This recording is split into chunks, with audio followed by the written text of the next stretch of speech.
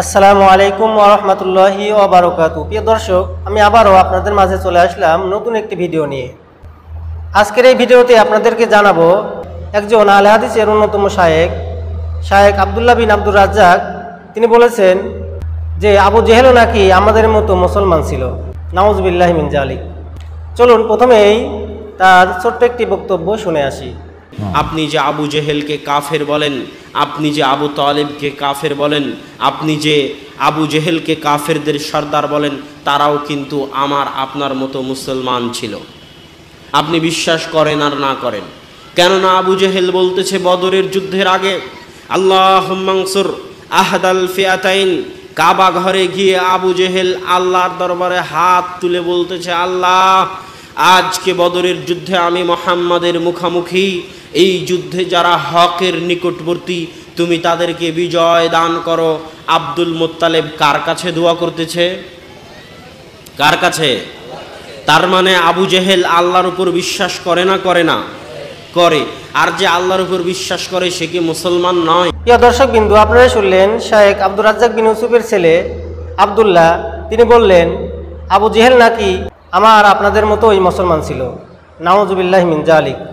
পৃথিবীর এমন কোনো মুসলমান নেই যে সে জানে না যে আবু জেহেল একজন কাট্টা কাফের ছিল, অথচ তিনি কোরআন হাদিস পড়ে আমাদেরকে একটি ভুলভাল কথা বলে যাচ্ছে।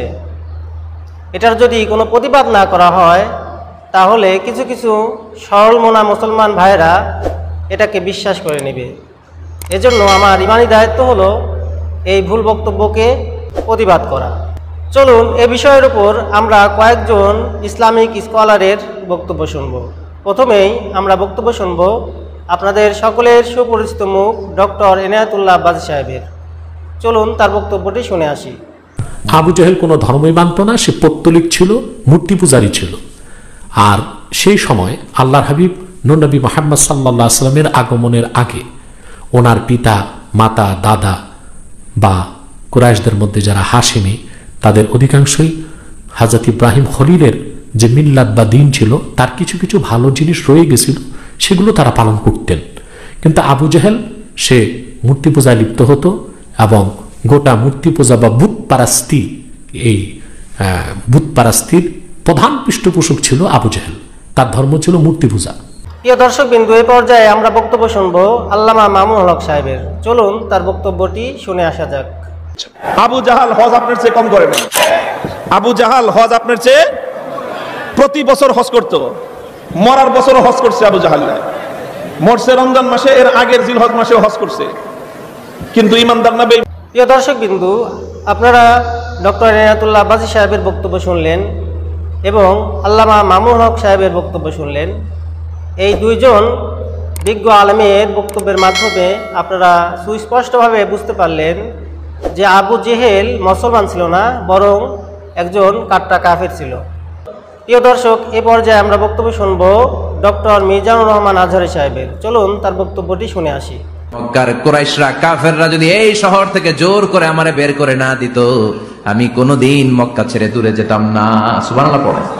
বিশ্বনবীর জন্মস্থান এই শহর, যেখানে বিশ্বনবী জন্মেছেন ওইখানে আছে মাকতাবা, লাইব্রেরি।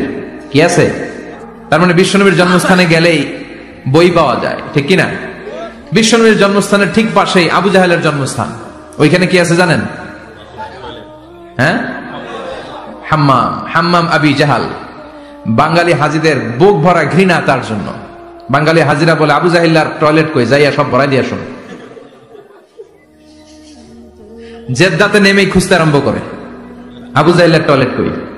সবাই বলে এই না জেদ্দায় আসলেন, মক্কা তো 80 কিলো দূরে, আপনি যাবেন, ওমরা করবেন, বিশ্রাম নেবেন হোটেলে, এরপরে জিয়ারা যখন করায় তখন ওখানে নেয়। কিন্তু নাইম্মাই কই আবু জাহিল্লার টয়লেট কই। কি ক্ষোভ তার প্রতি, না? কি ক্ষোভ আর ঘৃণা। আর বিশ্বনবীর জন্য অন্তর ভরা ভালোবাসা আছে না নাই? এজন্য ইসলাম হচ্ছে শান্তির ধর্ম। আবু জাহেল ছিল সন্ত্রাসদের লিডার, ঠিক কিনা? Leader of the all terrorist, কুখ্যাত ইন্টারন্যাশনাল সন্ত্রাসী আবু জাহেল। আর বিশ্বনবী ছিলেন মুজাহিদ। বিশ্বনবী কি ছিলেন? মুসা আলাইহিস সালাম ছিলেন মুজাহিদ। ফেরাউন ছিল কুখ্যাত সন্ত্রাসী আর জঙ্গি, ঠিক কিনা? সাইয়েদনা ইব্রাহিম ছিলেন মুজাহিদ আর নমরুদ ছিল জঙ্গি, ঠিক কিনা? যারা ইসলামের পক্ষে কথা বলে তারা মুজাহিদ, আর যারা ইসলামের বিপক্ষে তারা সন্ত্রাস আর জঙ্গি। চিল্লায় বলেন ঠিক কিনা? প্রিয় দর্শক বিন্দু, এই পর্যায়ে আমরা এখন বক্তব্য শুনব মাওলানা আব্দুল্লাহ আল আলামিন সাহেবের। চলুন তার ছোট্ট একটি বক্তব্য শুনে আসি। আবু জেহেল সেও কাবা শরীফের গিলাফ ধরতো, সে অনেক প্রমিস করত। যখন বদর যুদ্ধের দিন যুদ্ধ করতে যায়, কাবা শরীফের গিলাফ ধরে সেও বলে ফেলেছিল যে আমি যদি সত্য হয়ে থাকি তুমি আমার বিজয়টা দিয়ে দিও। এক্ষেত্রে কি বোঝা যায়, তারা কি আল্লাহকে মানতো, বিশ্বাস করতো? সম্মানিত দিনী ভাই যিনি আমাকে এই প্রশ্নটা করেছেন, অনেকে বিশ্বাস করে, যেরকম খ্রিস্টানরাও কিন্তু আল্লাহকে বিশ্বাস করে, ইহুদিরাও কিন্তু আল্লাহকে বিশ্বাস করে থাকে, কিন্তু তাদের বিশ্বাসের মধ্যে রয়েছে শিরকের পুরোপুরি অংশগ্রহণ। অকালাতুল ইয়াহুদ উযাইরুন ইবনুল্লাহ, অকালাতুন নাসারা আল মাসীহ ইবনুল্লাহ। খ্রিস্টানরা বলে থাকে ঈসা আলাইহিস সালাতু ওয়াস সালাম হচ্ছে আল্লাহর ছেলে, আর ইহুদিরা যারা, নাসারা যারা, তারা বলে উযাইর হচ্ছে আল্লাহর ছেলে। তো এই বিশ্বাস তো থাকলো না, বিশ্বাসের মধ্যে তারা শিরক ঢুকিয়ে ফেলেছে। ওই বিশ্বাসের 4 পয়সা দাম আল্লাহর কাছে নেই, তারা চির জাহান্নামী হয়ে যাবে, এটা ইসলামের ফয়সালা। আর একটা বিশ্বাস তাদের মধ্যে ছিল, আবু জেহেলদের, উতবা সাহেব আবু লাহাবের একটা বিশ্বাস ছিল, তারাও তোয়াফ করত এবং তারা লাত মানাত উজ্জার তারা পূজা করত, তারা শরীক স্থাপন করতো আল্লাহ তাআলার সাথে। আর আমরা সবাই জানি আমাদের প্রিয় রাসূলের পিতার নাম ছিল আব্দুল্লাহ। আব্দুল্লাহ মানে হচ্ছে আল্লাহর বান্দা। এর মানে বোঝা যায় যে সেই সময়ও কিছু হানিফ অর্থাৎ একনিষ্ঠ কিছু লোক ছিল যারা আল্লাহকে বিশ্বাস করে নিয়েছে, আল্লাহকে তারা বিশ্বাস করত। কিন্তু এর মাঝে তারা করতো কি, এর মাঝে তাদের ভিতরে একটা সমস্যা ছিল, সেটা হলো তারা শরীক স্থাপন করত। তারা লাত মানাত উজ্জা এই মূর্তিগুলো বানায়া তারা তাদের সামনে প্রণাম করত, উলঙ্গ হয়ে তারা তোয়াফ করত। এই শিরকের গন্ধ তাদের মধ্যে থাকার কারণে তাদের এই বিশ্বাস আল্লাহর কাছে গ্রহণযোগ্য হয়নি, আল্লাহ পাক তা এটা গ্রহণ করেননি। এবং তারা ওই বিশ্বাসকে লালন করি, তারা ভাবতো যে এটাই বুঝে আমাদের জন্য হক, এটাই বুঝে আমাদের জন্য একমাত্র সত্য। না, সত্য একমাত্র ইসলাম।